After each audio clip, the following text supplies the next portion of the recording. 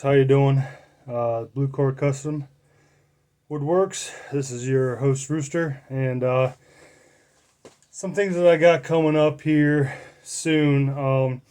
There's a fella that I've been in conversation with. He's from Sweden. Uh, there's not a whole lot of guys, as you know, pipe makers from Sweden. So there are quite a few. Don't get me wrong, but one in particular that when I started a few weeks ago, well, about a month ago, right before Christmas, I decided I wanted to start making tobacco pipes. I've been thinking about it for about 2 years because I've been doing, well, I grew up with a dad who was an engineer and he was a woodworker.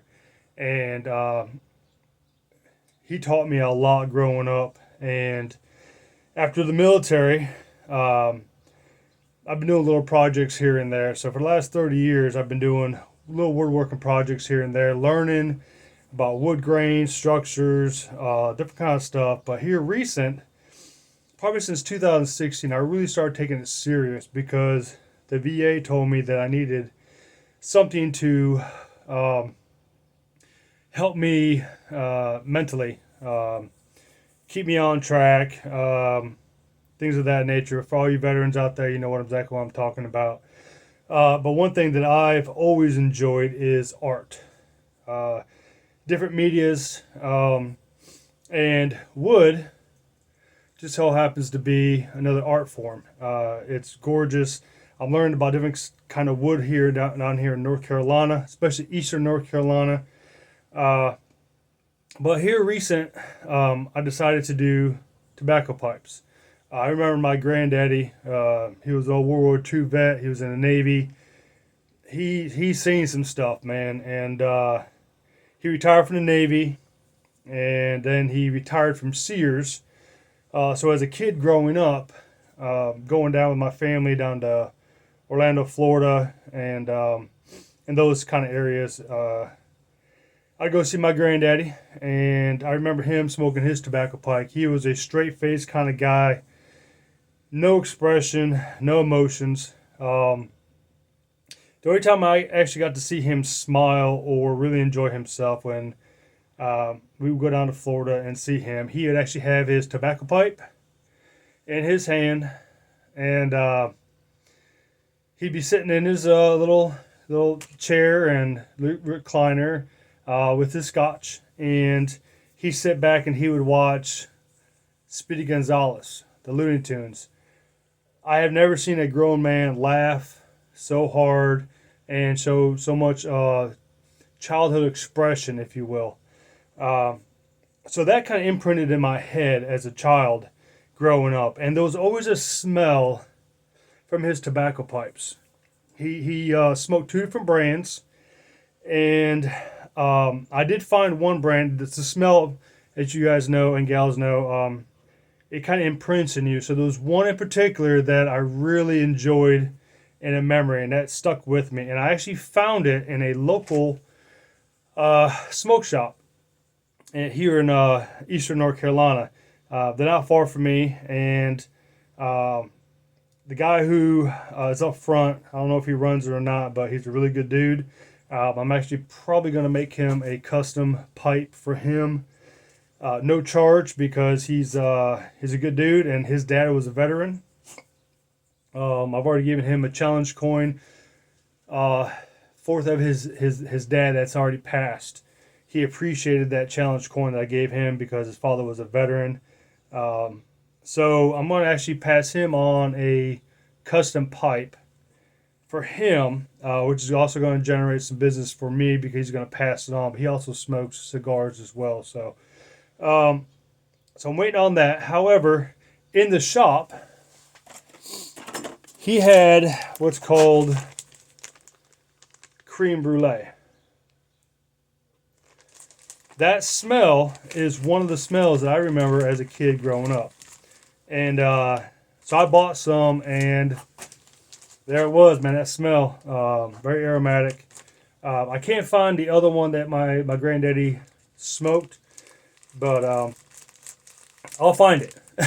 I'll find it out there. But there's there's plenty of tobaccos out there. So, but anyway, like I was talking about the guy in Sweden, I'm actually probably going to challenge him. He's probably going to see this video. I actually posted on his YouTube page what he wanted to know what he should make next, and I said a hornpipe. There's not a lot of guys and gals out there making hornpipes. One in particular, this gentleman that I've seen on YouTube. He doesn't speak. He uses mostly everything on lathe, but on this particular one, he really didn't use a lathe. Only to set his chamber on his bowl and to set his hole for his tenon, which is for his mouthpiece, and everything was custom as far as the mouthpiece.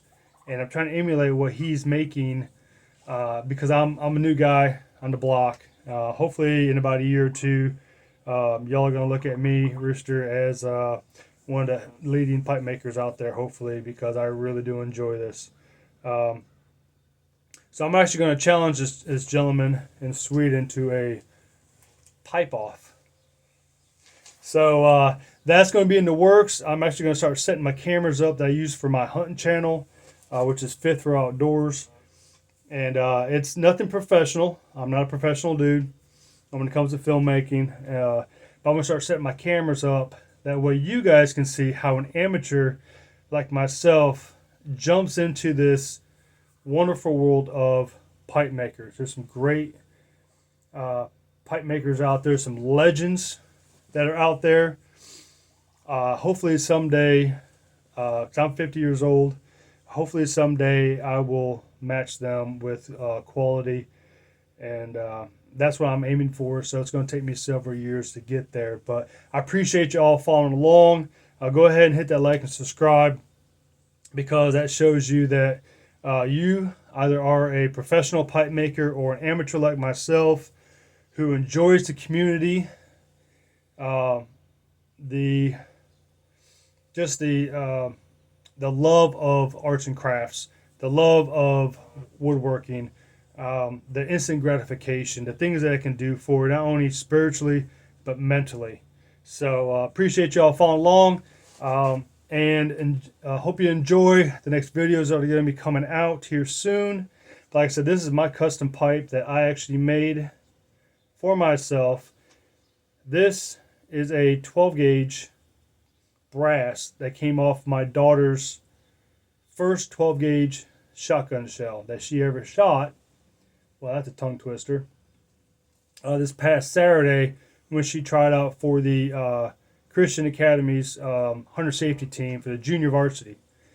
She made the team for shotgun, for skeet, which she's never done before.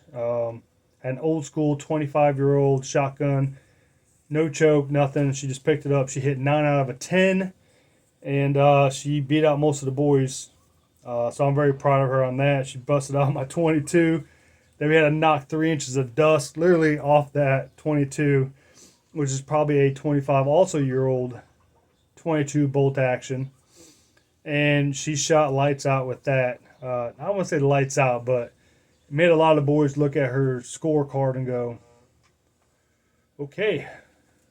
And for archery, she also passed with that. So she's going to be a triple threat, hopefully, with that. But anyways, going back to it, that is her first shell that she shot. And so I found it, and I picked it up here at the house, excuse me, at my mini gun range. And I actually inlaid that into my custom pipe. So there you go. That's mine. This came out of Murado wood. And I hope you all enjoy that. It's got a 20 millimeter chamber. And that thing, I've actually packed this quarter, halfway, 3/4, and then a full. And literally that full chamber off that 20 millimeter, no joke, 41 minutes. The puff on this, only had to reload it twice. 41-minute pipe. That was a lot of tobacco. It was a lot of tobacco, but I was in my shop the other day and I packed it full. I'm probably not going to make a lot of these 20 millimeter ones because a lot of guys just want to sit for 5, 6, 7 minutes, which is great for like a 17 millimeter and 18 millimeter chamber, maybe about an inch, inch and a quarter. So a lot of those pipes I will be making, put them in bulk. That way I can start selling them once my wife helps me get a website.